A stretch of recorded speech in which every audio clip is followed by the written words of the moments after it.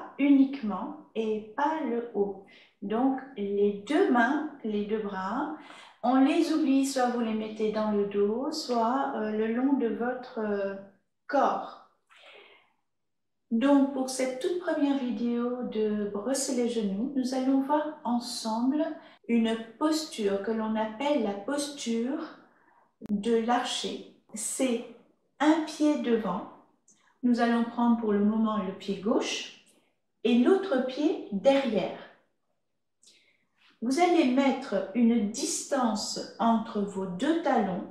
Vous voyez les deux talons ici? Une distance entre les deux talons d'une de vos chaussures. On a déjà vu ça dans la marche des nuages. Donc, le pied devant avec une chaussure entre les deux pieds et l'autre pied derrière. Il est important, vraiment important, que vous ne soyez pas sur la même ligne, regardez, pas comme ça. Donc pour cela, vous allez prendre votre petite flèche et vous allez la mettre à côté de votre pied, voyez? Et l'autre pied doit être à l'autre côté de la flèche, comme ceci, voyez? Ici, et non pas sur la même ligne. C'est très important. Donc, flèche au milieu des deux pieds. La pointe de votre pied gauche est bien toute droite devant, mais vraiment toute droite. C'est-à-dire que le pied est parallèle à ma flèche. Tandis que la pointe du pied droit va aller à 45 dans cette direction.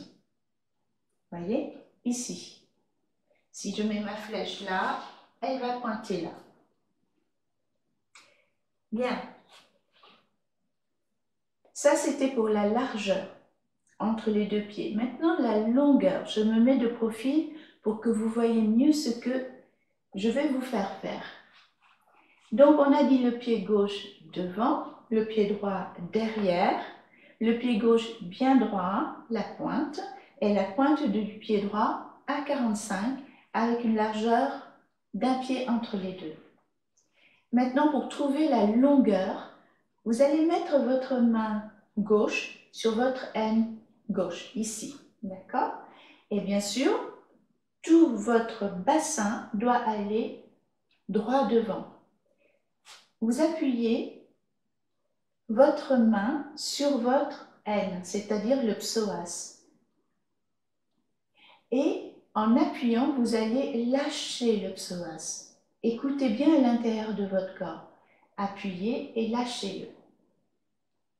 Si vous le lâchez, vous voyez qu'il y a quelque chose qui descend. Regardez, mon corps il est là, à sa hauteur. Si je lâche, si j'appuie sur le psoas et que je lâche, regardez, ça va descendre. Là. Vous allez descendre jusqu'à ce que vous sentiez que ça vous fait pas mal, que vous êtes toujours dans le confort. D'accord? Vous laissez la jambe arrière comme elle veut, naturelle pour le moment. On s'occupe que de la jambe devant, ici. Et vous allez reprendre votre petite flèche, là. Donc je sens que là, par exemple, je suis bien, je suis confortable, d'accord? Vous allez prendre votre flèche, la mettre à l'aplomb de votre genou et la mettre verticalement au sol, vraiment au sol, de manière le plus verticale possible. Ok? Donc là, exemple, je vais un peu loin, je sens que je suis bien ici. Si je mets à la verticale ma flèche, regardez, ma flèche, elle descend en deçà de mes orteils. Vous voyez? Il y a une petite différence. Donc, ce que je vais faire, je vais repousser mon genou jusqu'à ce que ma flèche touche mes orteils. Et donc, mon genou est vraiment, vraiment à la verticale des orteils. Là, pour le devant, c'est bon. Je vais garder ça. Maintenant, le pied arrière. Vous allez reprendre votre flèche et l'aligner sur votre cuisse de manière la plus droite possible en passant par le genou. D'accord? Et vous allez, toujours dans le vecteur de la cuisse bien droite, viser le sol, comme si la flèche voulait aller au sol. Et cette flèche, elle doit aller exactement sur vos orteils, comme ceci. Si jamais votre genou était comme ça et que je mets ma flèche, regardez, hop, la flèche, elle va dans le vide. D'accord? Donc, vous mettez la flèche le long de la cuisse, là, et vous faites en sorte qu'en descendant cette flèche, elle rencontre les orteils. Ce qui vous empêche d'avoir ça. Ça, c'est pas bon du tout. Vous allez vous faire mal. D'accord? Il faut que ce soit aligné avec vos orteils, même à l'arrière. Devant, on est aligné et à l'arrière aussi. Donc là, pendant que je vous parle, si vous avez bien suivi l'exercice, ça devrait tirer ici. Ok? Puisque ça tire ici, laissez-le tirer et vous allez prendre encore votre petite main et tranquillement appuyer sur le psoas pour qu'il lâche. Et là, vous verrez que ça tire beaucoup moins. Là. Donc là, en bas, on a déjà une structure. Évidemment, vous faites l'autre côté. Parce que sinon, il n'y a qu'une jambe qui travaille et pas l'autre. Ok? Donc là, pareil, je reprends ma flèche.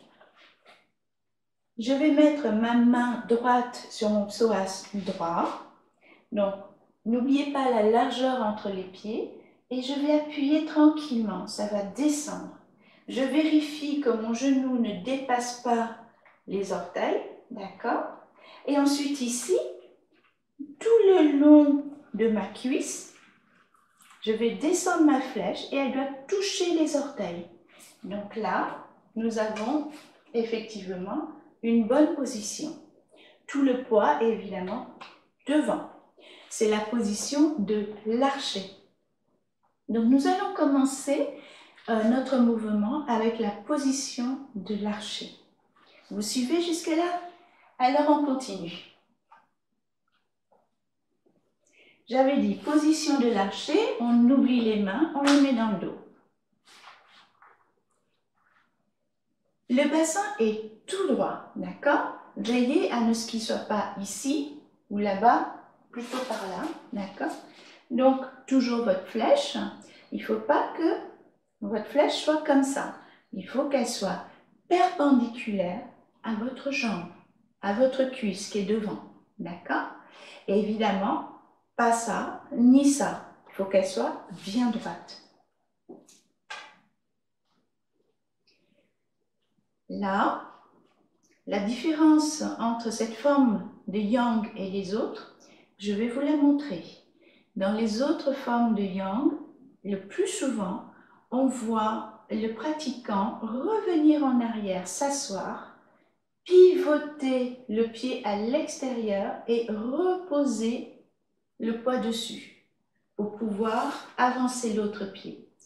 Dans notre forme par Chen Weiming, nous avons ce poids qui est devant et nous allons l'habiter encore plus, c'est-à-dire mettre tout le poids encore plus progressivement sur le talon uniquement, pas sur tout le pied, sur le talon. C'est comme si votre talon était une pointe qu'il allait au sol encore plus fort. Et lorsque le talon est bien au sol, vous le vissez comme une vis. Et donc, du coup, le pied tourne à l'extérieur. Vous voyez ça? Ce qui fait que pendant cette rotation, votre corps s'ancre encore plus. Là, vous voyez, c'est ce mouvement-là. Je l'aide avec les mains pour que vous voyez bien que c'est quelque chose qui descend et qui visse. Une fois que vous êtes ici, tout votre poids est là. Ce qui fait que vous pouvez amener l'autre pied ici. Pour amener l'autre pied, le bassin, ramenez-le. Vous voyez, c'est comme ça. Donc, de profil, regardez. Là, je visse mon pied et j'amène mon bassin, c'est-à-dire le coccyx, je vais l'amener devant. Et la jambe va venir. Vous voyez, c'est ça. la jambe va venir et du coup, je vais pouvoir la placer, le talon d'abord au sol et poser tout le pied. Et là, nous sommes dans le mouvement suivant, le pas suivant qui est à droite. Donc, je prends un peu de recul, regardez. D'abord, la position du cavalier, ensuite, visser, engager le bassin qui ramène le pied à côté de l'autre et à partir de là, le reposer avec une longueur de chaussure entre les deux pieds, les deux talons et passer le poids. Passer le poids veut dire que je lâche mon psoas ici et que je ne dois pas aller trop loin. Il faut toujours que je sois à l'aplomb de mes orteils. Pour cela, vous pouvez toujours vous aider de votre flèche, comme ceci. D'accord? Et bien vérifier derrière si votre genou est en place aussi. Donc, je recommence. Et on va faire 3 pas.